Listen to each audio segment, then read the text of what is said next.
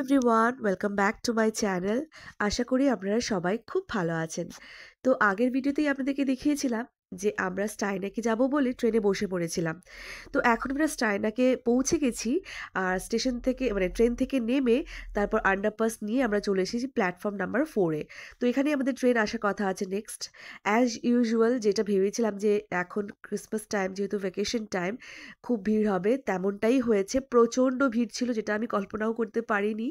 কারণ এটা তো এদের মেইন ফেস্টিভ্যাল। তো সেই কারণে এখানে প্রচুর ভিড় আর এতটাই ঠান্ডা কি বলবো। তো ফাইনালি আমাদের ট্রেন এসে গেছে আর আমরা উঠে পড়েছি। ট্রেনটাতে প্রচণ্ড ভিড় ছিল। একদমই সিট পাচ্ছিলাম না, আমরা দাঁড়িয়েই ছিলাম।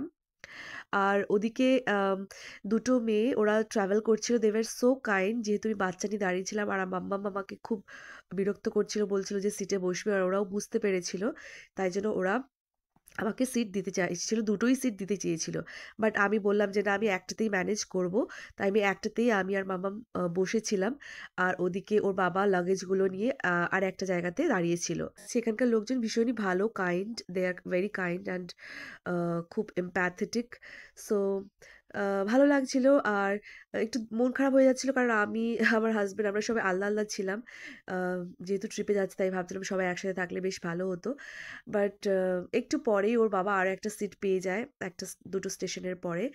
তো সেটা একটু দূরেই ছিল। তো মেয়ে তো ওর বাবার কাছে যাবে বলে বায়না করলো। তো যথারীতি ওকে ওর বাবার কাছে পাঠিয়ে দিলাম। তারপরে আমি ভাবলাম মেয়ে যখন চলে গেল তখন বেকার আমি আর এখানে বসবো না, আমি তাহলে ওখানে গিয়ে দাঁড়িয়ে থাকি। চলে এসেছি ওর বাবার কাছে, এখানে আমরা সবাই, ওরা বসেছে, আমি এখানে দাঁড়িয়ে আছি। আর ওই মেয়ে দুটোকে ওদের সিট ফেরত দিয়ে দিয়েছি। এটা হলো একটা স্টেশনে এরকম একটা ঘর রয়েছে, যার ওপরে এরকম গাছ লাগানো রয়েছে, তাই ভাবলাম একটু ক্যাপচার করি। অ্যান্ড আস্তে আস্তে আকাশটা একদম ফ্যাকাশে হয়ে যাচ্ছে, মেঘলা হয়ে যাচ্ছে। বেরোনোর সময় বাড়ি থেকে একদম রোদ ঝলমলে ছিল আকাশটা। আস্তে আস্তে টেম্পারেচারটা ড্রপ করছে। এখন মাম্মামকে ওকে বিজি রাখার জন্য প্রচুর চকলেট-ফকলেট আমি এনেছি। কারণ ট্রেনের মধ্যে আমাকে কনসোল করা নাহলে ডিফিকাল্ট হয়ে যাবে। তো ওর যে ফ্রেন্ড আসছে ইটালি থেকে, মানে আমার হাসব্যান্ডের যে কলিগের মেয়ে, ও সেম এজের। তো ওর জন্য আমরা গিফট নিয়েছি, চকলেট নিয়েছি। তো আ ওই সেম চকলেট ওর জন্যও নিয়েছিলাম, মাম্মামের জন্যও নিয়েছিলাম। তো সেটাই ওকে একটা বের করে দিলাম। আর এদিকে কিছু স্টেশন যাওয়ার পরে আমিও একটা সিট পেয়ে যাই ওই সেম, আমার হাসব্যান্ড যেখানে বসেছিল সেখানেই কোনাকুনি। তো ফাইনালি আমরা ওখানে মানে বসে যাচ্ছিলাম। অ্যান্ড ভালো লাগছিল, অনেকদিন পরে বেরিয়েছি। আর রোজকার লাইফ থেকে একটু ব্রেক পাচ্ছি। তো এইভাবে মোটামুটি বাইরের দৃশ্য দেখতে দেখতে আমরা মিউনিকের দিকে এগিয়ে যাচ্ছি। অ্যান্ড এখন বাজে 2টো মতো। তো এখন আমাদের ট্রেন মিউনিক পৌঁছলো। আর মিউনিক পৌঁছেই যেটা দেখলাম সেটা হচ্ছে প্রচুর লোক, যেটা আমি জেনারেলি জার্মানিতে এদিক ওদিক রাস্তাঘাটে এত লোক দেখি না। তো মোস্টলি যখন আমি এরকম বড় বড় সিটিতে ট্রাভেল করি তখনই দেখি। যখন আগে নিউরেমবার্গ গেছিলাম তখনও আমি, বা আনশবার্গ গেছিলাম তখনও কিন্তু আমি এরকম প্রচুর লোক দেখেছিলাম। তো প্রচুর লোক দেখলাম। আমাদের যেরকম শিয়ালদাতে, কলকাতার যে শিয়ালদা স্টেশন রয়েছে, সেরকম স্টেশনে যেরকম প্রচুর লোক দেখি, সেরকম প্রচুর লোক দেখলাম এখানে অনেক দিন পরে। তো এইটা হচ্ছে মিউনিক হাফটবাহনফ, মানে মিউনিক HBA।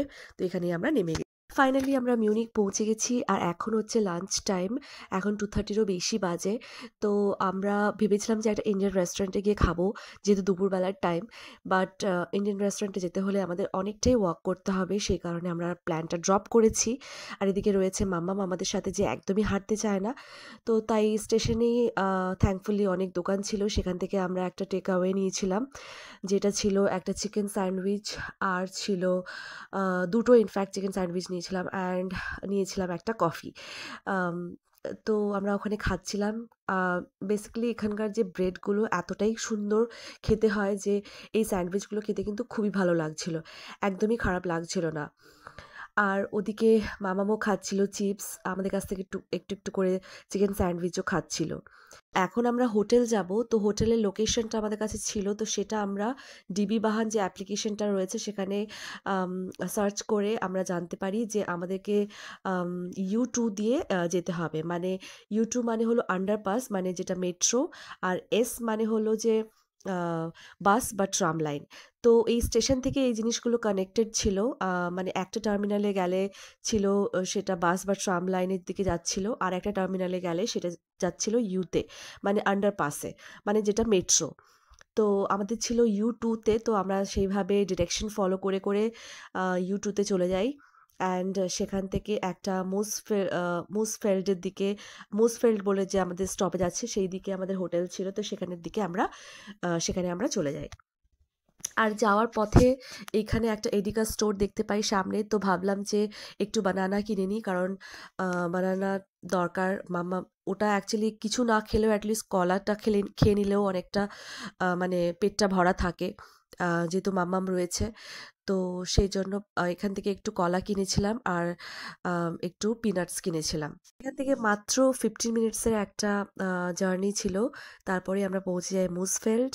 তো এখান থেকে জাস্ট 5 মিনিটের ওয়াক করলেই আমাদের হোটেল। তো চলুন হোটেলে যাই। তো মুসফেল্ড স্টেশনে নেমেই আমরা হোটেলের দিকে যাচ্ছিলাম। আর যাওয়ার পথেই আমরা দেখতে পাচ্ছিলাম এরকম এখানে প্রচুর ডান্স বার রয়েছে। আমি পরে জানতে পারলাম যে এই ডান্স বারগুলো, টেবল ডান্স হয় এখানে, এগুলো নাকি লিগ্যাল জার্মানিতে। তো যাই হোক, ফাইনালি আমরা পৌঁছে গেছি হোটেলে। আর তারপর হোটেলে গিয়ে কী করলাম না করলাম সব থাকছে নেক্সট ব্লগে। By, stay